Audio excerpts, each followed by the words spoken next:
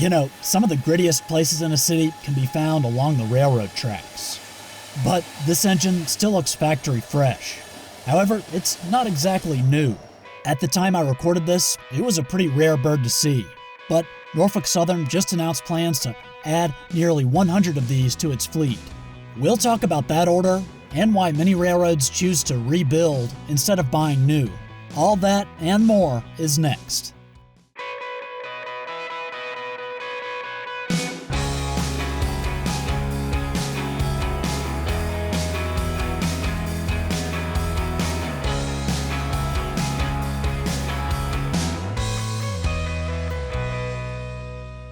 Locomotives are big investments. They're worked hard and expected to perform in all kinds of climates and over challenging terrain. But of course, every machine has a lifespan. But more and more, we're seeing railroads and manufacturers transforming older units into like-new locomotives that will last another 20 years. Okay, so this locomotive is not new, but it has been rebuilt. At the time I shot this video in 2023, the type was quite rare. That's right, there were only 2 in existence. But that's about to change.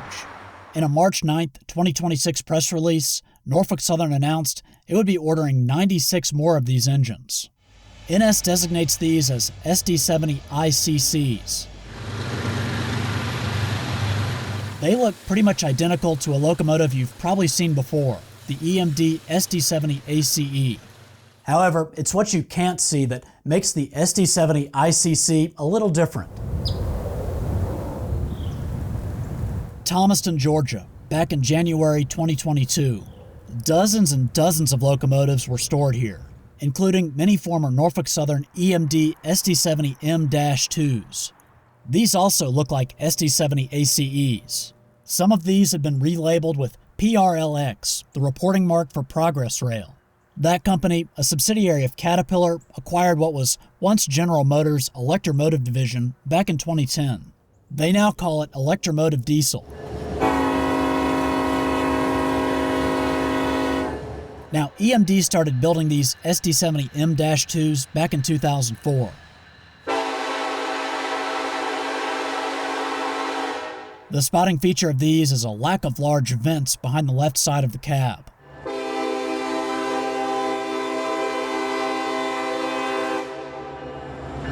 Now, Norfolk Southern, like its predecessor Southern Railway, has always done things a little bit differently.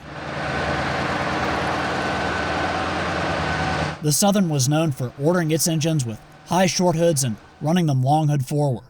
And in the 1990s and early 2000s, unlike other Class I railroads, Norfolk Southern was slow to adapt AC-powered units.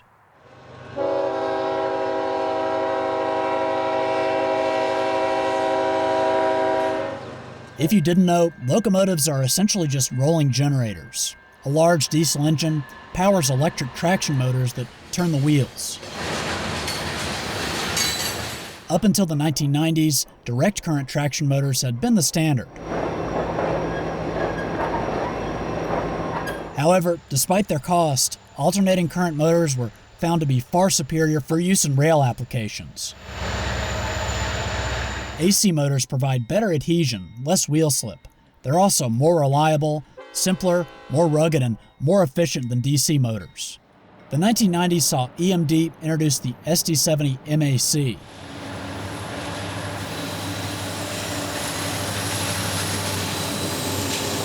And General Electric had the AC4400.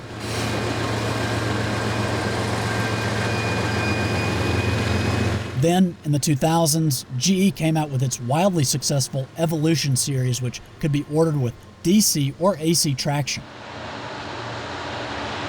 Meanwhile, EMD had the SD70 ACE and the SD70 M-2. The latter was a DC-powered alternative, only ordered by a few railroads, including Norfolk Southern. The company would eventually start to acquire AC-powered units, with these SD70 M-2s being sidelined and stored. However, in its press release, Norfolk Southern announced locomotives like these will be getting a second chance. They'll be converted from DC to AC traction. Also, the 16-cylinder, 4,300 horsepower EMD 710 engine will be remanufactured. The locomotives will also get Caterpillar Advanced Diesel Engine Management, or ADEM. This system is an electronic control module intended to enhance engine performance by monitoring and adjusting engine parameters.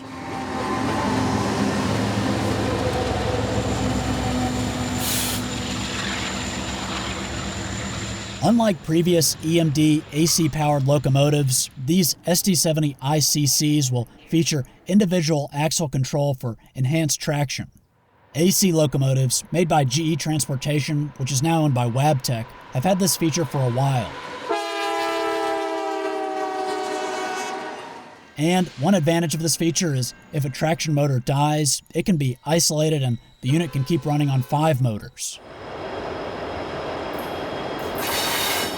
On previous AC traction EMD locomotives, the entire truck would have to be cut out, meaning the unit would lose 3 motors out of 6.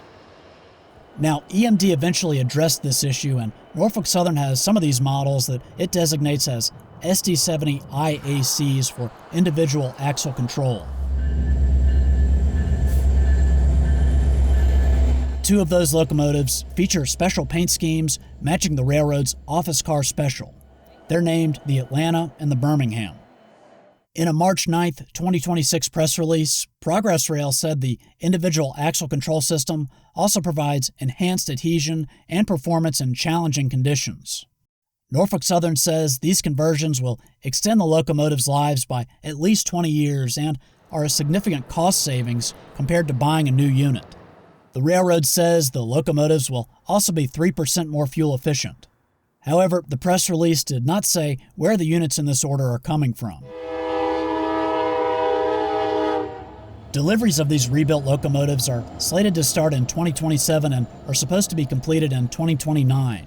In its press release, NS also said it's pushing to reduce the number of engine models in its fleet from 13 to 4 over the next decade. As many of you know, Union Pacific is trying to merge or take over Norfolk Southern. So the question many of you probably have is, will these rebuilt units feature black or yellow paint? I guess we'll see. Of course, rebuilding or refurbishing diesel locomotives is not a new concept. One example happened in the 1970s. Santa Fe famously converted its old streamlined EMD F7s into CF7s. These were better suited for road switcher duties and gained the visibility and versatility the F units lacked. In the 21st century, Norfolk Southern has quite a few rebuilds in its fleet. These feature more efficient engines, modern electronics, and safer cabs. Since 2015, NS has been converting its older GE-9 locomotives from DC to AC traction motors. Like other rebuilds, these units have components that are remanufactured or replaced entirely. Making things a little bit easier was the fact that the Dash 9s and their AC-powered cousins, the AC 4400s, were produced by GE around the same time and shared similar platforms. The AC 44 C6Ms, as they're now designated, got updated cabs, improvements to tractive effort, fuel efficiency, and reliability.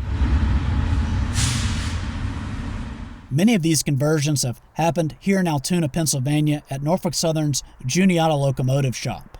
Towards the end of 2025, Norfolk Southern marked its 1,000th DC to AC conversion. The railroad has also converted some electromotive division units to AC traction. Back in the early 1990s, Norfolk Southern ordered DC-powered SD70s with standard cabs, and it was one of the few railroads to do so. Upgrades on these started in 2018. They're now designated as SD70 ACCs. The rebuilt units feature wide-nose safety cabs, and 2 of these got special yellow, gray, and black paint schemes. Norfolk Southern also has EMD SD90 Mac rebuilds on its roster. These were rebuilt starting in 2016 and are now designated as SD70 ACUs. NS also has many rebuilds that feature DC traction motors. It would take a while to talk about all of those, but a few highlights include the railroad's eco units, which are built from EMD, GP, and SD series locomotives.